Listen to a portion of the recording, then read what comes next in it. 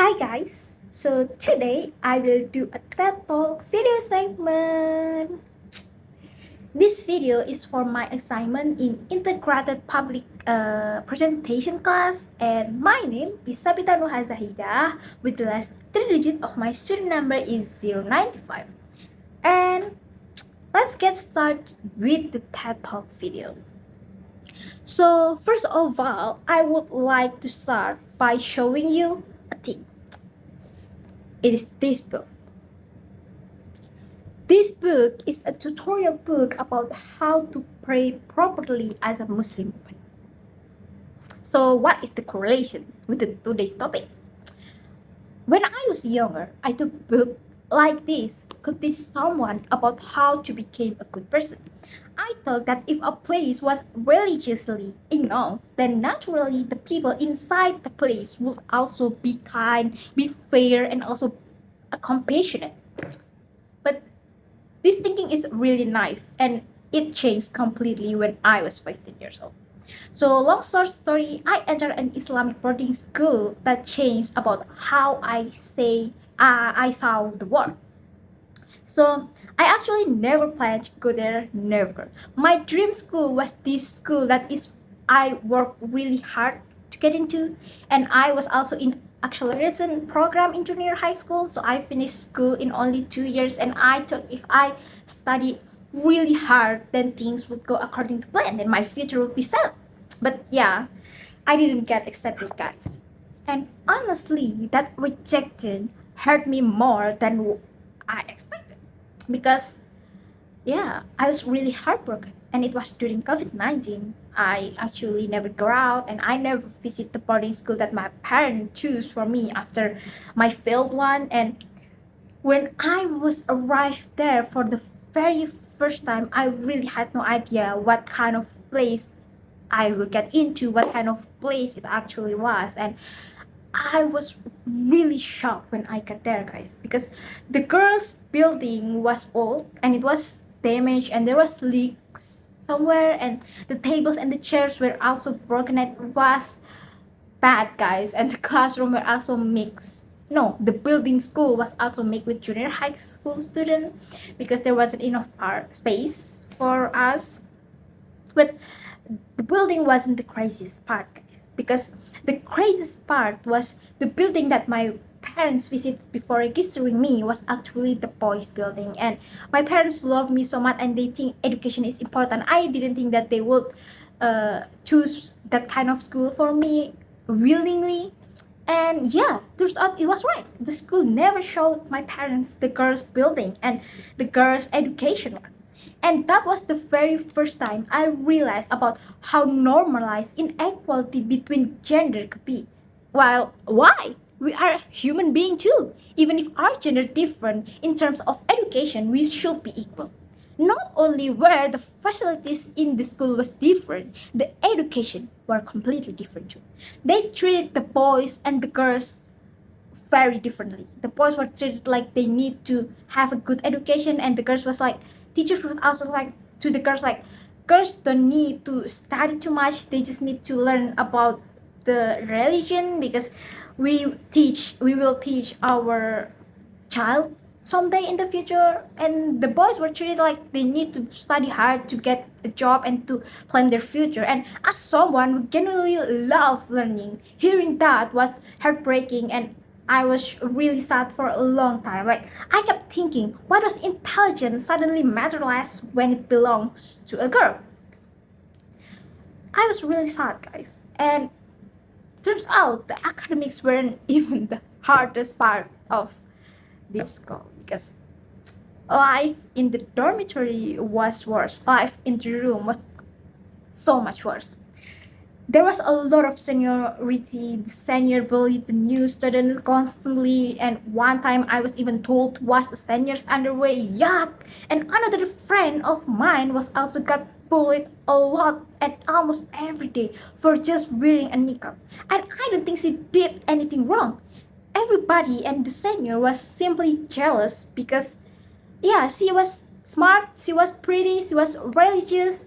I don't know.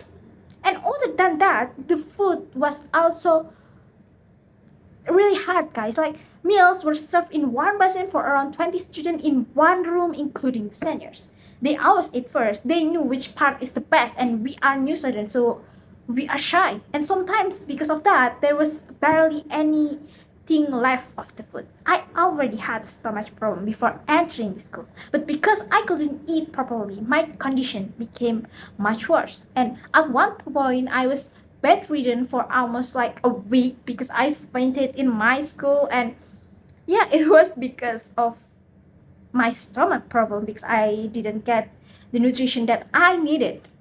And even when I was sick, nobody like saved food for me, because I think it's like survival for its finest in that school. I never blame the people, I never blame the senior, I blame anyone. But nobody contacted my parents when I was sick. And I don't know why they didn't contact my parents, because stomach problem can get really worse, guys. And yeah, it did. Eventually, they called my parents, because when I was in the hospital, I was told to check in a more good hospital, or how would you say in English? Long story, I was told to contact my parents by the doctor to move me into a bigger hospital. So eventually, they called my parents, and my parents were like completely shocked, because when I was there, eventually I got like treated to appendix surgery. I need appendix surgery because yeah, the food and my condition was really worse. And I remember lying in the hospital bed, like thinking about how did my life become like this. I was like never think that my life would be like that at that point.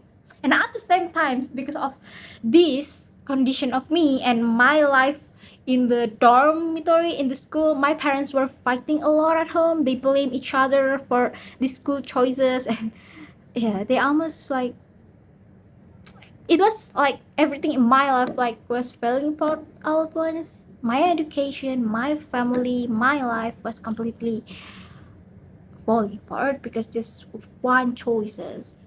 And it was, I don't know, I never thought that education and my school would also be a bigger problem in my life. And honestly, because of these experiences, the way I saw religion was affected a lot.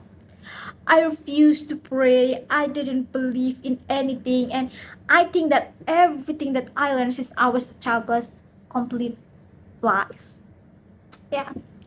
But in why would I don't believe about my religion? Because I think that I met so many people there who act religious and in the religious places but treat others really terribly.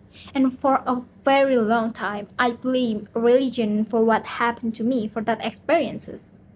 But eventually, I realized something important, because religion was never the problem. People were actually the real problem. Human beings are really complicated. Someone can look good on the outside, someone can be a religious and still hurt other people. Sometimes someone can talk about kindness and still be a very cruel person. And this experience taught me to stop judging people based on appearance and based on their titles, based on how they're religious they seem, and based on I don't know.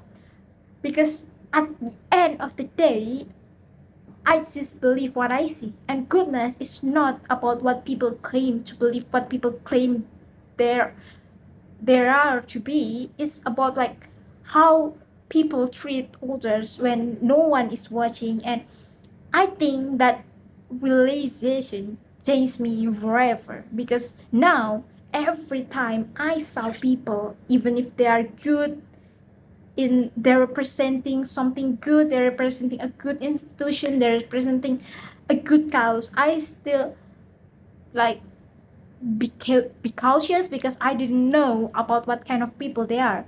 We can't believe anyone just because others claim that they are a good person. We need to see by ourselves about what kind of people that we want to mix into, what kind of people and what kind of environment that we think is best for us. Because at the end of the day, you guys like need to live your own life, and you guys are responsible for how your lives turn out to be. And don't just change and regret everything just because you have one bad choices. And you need to also think constantly about what kind of choices that you need to make in the future, in the long term. Because just like a simple choice, simple walk in life can change your future forever.